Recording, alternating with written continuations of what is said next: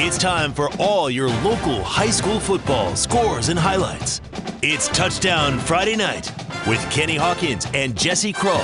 Sponsored locally by Food City, HMG Orthopedics and Sports Medicine, Champion Chevrolet, Subway, and the UPS Store. It's Touchdown Friday Night. Hello, everybody, and welcome to Touchdown Friday Night, one of the largest high school football shows in Tennessee and Virginia. I'm Kenny Hawkins, along with my tag team partner, Jesse Kroll. And tonight we have 18 games on tap from Knoxville to Southwest Virginia. But before we get this party started, here's Jesse with our meat tractor top tackle of the night. I love me some hits and I love me some defense. We saw plenty of that tonight. And our hit of the night comes from Jake Roberts out of Elizabethton. The cleaner. Coach Whitten. That's a clean hit, too. That's not dirty or anything like that. Lean with the helmet. Coach Whitten, he's showing what's up. So shout out to Jake Roberts for that hit of the night. Kenny?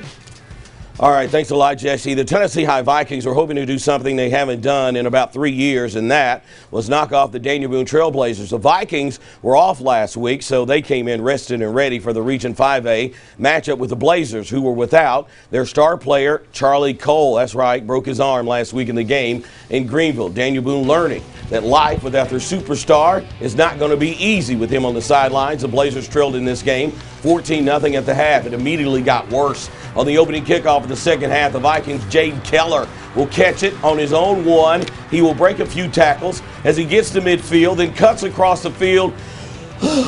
I'm tired. 97 yards, gets tackled at the 2-yard line. 2 plays later, quarterback Cole McBrayer finishes the drive, going in from a yard out. It was 21-0. McBrayer then uses his arm to stretch the lead, hitting Isaiah Thomas for the 43-yard score to put the Vikings up 28-0. Tennessee High would seal the deal late in the third quarter. Kelvin Coleman takes a handoff. He gets in from 4 yards out. Tennessee High gets their first win of the season with a big victory, 35-0.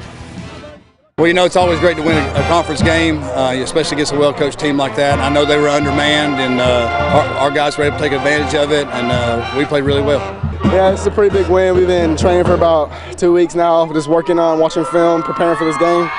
And it was a big win for us. We really just spread them out and used our speed to the best of our ability. Our defense locked down as always, so I'm feeling pretty good about this. That's my quarterback, baby. Let's go! Woo! He sounded a bit like T.O. there. That's my quarterback, man. I thought he was going to cry there. Tennessee High over Daniel Boone by the final 35-0. It was Sullivan South beating Granger 24-6. Let's head to Knoxville. Bearden playing at home for the first time this season, facing Dobbins Bennett. A play that possibly should have come back.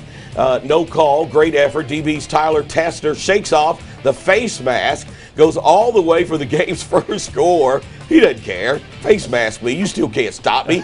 Indians led it 7-0. Bearden playing without their starting quarterback. So it was John Carlavetto at quarterback for Bearden, and the Indians got the best of him and the Bulldog front line on this play. That would force a punt, and the Indians would march right back down the field, capping the drive with this 7-yard Hayden Schurer touchdown run.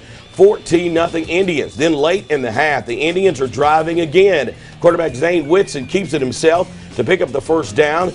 That is going to lead to a 35-yard Jalen Alderson field goal. DB on top, 17-0 at the half. The Indians go on the road and win big over Bearden tonight by the final of 39-14. West Green over Claiborne, 31-26. Science Hill also in the Knoxville area, taking the trip, taking on the Hawks. The Hawks of Hardin Valley jump to the third. Hilltoppers up 24-6. Chris Thomas breaks through the defense before he's wrestled down. Then a few plays later, Thompson again, this time patient running as he gets himself into the end zone. 31-6. Science Hill would show a little fight in this one. A little. 31-6. Kelton Gunn goes untouched up the middle. Right here, 57 yards all the way for the touchdown. And at that point, it was 31-14. Science Hill still on top. Thompson with the nail in the coffin. Up the middle, off the fake. Touchdown in for Science Hill. Right here, and the Toppers get off the schneid tonight. They go on to win big over Hardin Valley by the final of 15-14, 52-14. That is their first win of the season. Sullivan North over Cosby, 57-31. At the Patriot Pastures tonight, Sullivan East had their hands full with Elizabethton And this is how you come out onto the field, led by a bunch of kids right there. Cyclones got things started by their defense. Jake Roberts picks off the Patriots' Dylan White. He races to the other end, the pick six, and Betsy led this contest 7-0. Sullivan East would get on the board behind this long field goal by Martin Hamelrick. That would make the score. So that was a long field goal. It was Nike Hamelrick. That was as close as they would get, though. Cyclones' Bryson Rollins started an aerial attack. First going deep to Parker Hughes for the long touchdown catch. It was 14-3 Cyclones. Next possession, more of the same when Rollins again goes deep to Hughes. Look at that catch. Kid's got a hose. That is nice as we go to the board. It was all Elizabethton tonight. They went 63-9, and it was Maryville over Bradley Central 49-14. Jesse. Hawk, I got to give you a break. You got to get some cough drops in. Yeah, on Warrior Hill tonight, Happy Valley hosting Hampton in a Carter County showdown. Happy Valley up 7-0 in the fourth quarter, but Hampton driving Matt Hughes plows his way into the end zone. That makes it 7-6. They're going to go for two. They play for keeps right here. Connor Jones hits Caleb Oakes in the flats, and the conversion is good. Bulldogs lead 8-7 late in the fourth quarter. And the defense would buckle down for the Bulldogs. Aiden Vines gets the sack here to stop the drive. Nice. He's jacked up. The crowd's jacked up, but under 25 seconds left in the game, the Warriors, Eli Ayers rolls out and gets away from pressure, throws to the end zone, and Dave Nichols is right there for the game-winning catch. Wow. The defense loses track of him. Now, I said the Bulldogs fans were going nuts. Now the Warriors are going nuts with their fans as well, and this would be a thriller.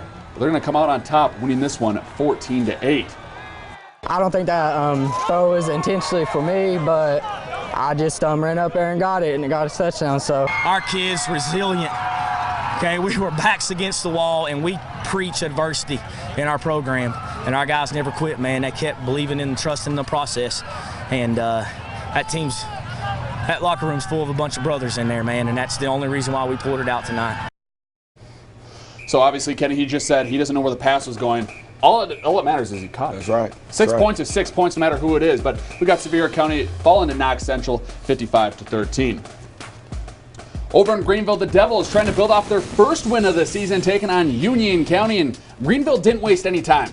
And I mean any time. On the first offensive play of the game, Ty Youngblood busts to the outside, and he's gone. It's great blocking, but even better execution there. And the Green Devils weren't even close to being done. A great kick-out block from Terry Grove. Spinks Mason Gruder wide open for this score. The PAT would make it 14-0. The Patriots offense, they would pick up some steam with Alonzo Creech lowering his shoulders and taking on about 6 or 7 defenders for Greenville. But even Hawk knows this. Greenville cannot be stopped. The defense was stingy, but the offense was even better. Blaine Ferguson swings out to Keontae Harrison. The effort right there to get past the pylon. Another 6 for Greenville. They would lead 21-0 after the first quarter, and it'd be all Greenville the rest of the way. They're going to come in on top and win that one 56-rip. Now Gatlinburg Pittman, they're going to win big as well, taking down Northview Academy 41-6, so a great win by them. And now not too far down the road from Greenville, ChuckeyDoak playing host to Johnson County, and both these teams coming off a loss. So obviously the winning team would have plenty of momentum. Now the Longhorns trail 14-7 in the second quarter. And you can't be making these type of plays when you're trailing. Colin West recovers the fumble. But this defense would come up huge for the Longhorns. Plenty of them get in the backfield. They're going to take down the quarterback right there. Big yard loss right there. That kid was jacked up for the game. But the Horns would chip away at the lead. Jared Kimball knocks through the uprights for a 4-point game. Now with the Black Knights knocking on the door, Kenny, check this out. Matthew Plazo gives it off to Evan Mervin, and he looks like he's going to score, but he had popcorn at halftime. No. He had popcorn. You can't got to wipe that butter off your hands. He's going to spill it right at the goal line. No one even touches him. Now that's bad news for ChuckeyDoak, but the good news is the defense would be lights out the rest of the way, and they're going to hold on to win this one 14-10. Now Cumberland Gap, they're going to get shut out 54-0 against Meigs County. Meigs? Is that right? There we go. See, I'm still learning these names. Come from Minnesota, so I got that down. But folks, that's 7 down. We still got 11 more to go, including Volunteer facing David Crockett and Cherokee on the road to face Mo East. But first, here's Dobbins Bennett's Indian Cheerleaders from Knoxville to help us take us to break.